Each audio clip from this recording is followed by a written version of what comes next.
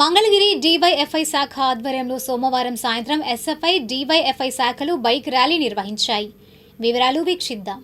భారత స్వాతంత్ర సమర చరిత్రలో చిరస్థాయిగా నిలిచిన అమరవీరులు సర్దార్ భగత్ సింగ్, సుఖ్దేవ్ రాజ్గురుల 95వ వర్ధంతి సందర్భంగా సోమవారం సాయంత్రం ఎస్ఎఫ్ఐ డీవైఎఫ్ఐ శాఖలు నివాళులర్పించాయి.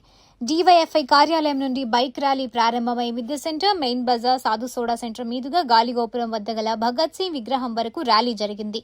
ఈ సందర్భంగా డీవైఎఫ్ఐ జిల్లా కన్వీనర్ కృష్ణకాంత్, ఎస్ఎఫ్ఐ జిల్లా అధ్యక్షులు పవన్లు మాట్లాడుతూ బ్రిటిష్ సామ్రాజ్యవాదానికి వ్యతిరేకంగా నిర్భయంగా పోరాడిన మహా విప్లవ యోధుడు భగత్ సింగ్ అని కొనియాడారు.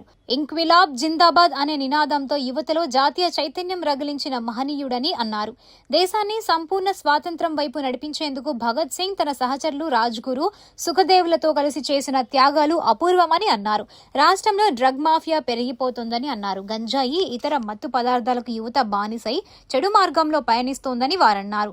వెంటనే రాష్ట్ర ప్రభుత్వం డ్రగ్ మాఫియాను నిర్మూలించడానికి చర్యలు చేపట్టాలని డిమాండ్ చేశారు.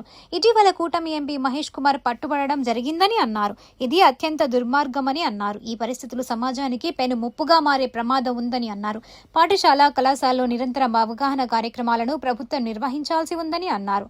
ఇంకా ఈ కార్యక్రమంలో డీవైఎఫ్ఐ పట్టణ కార్యదర్శి ఎస్ గణేష్, ఎస్ఎఫ్ఐ పట్టణ కార్యదర్శి ధనుష్, అధ్యక్షులు కె రాజ్ కుమార్, డీవైఎఫ్ఐ నాయకులు ఎం నాగేశ్వరరావు, ఎం బాలాజీ తదితరులు పాల్గొన్నారు.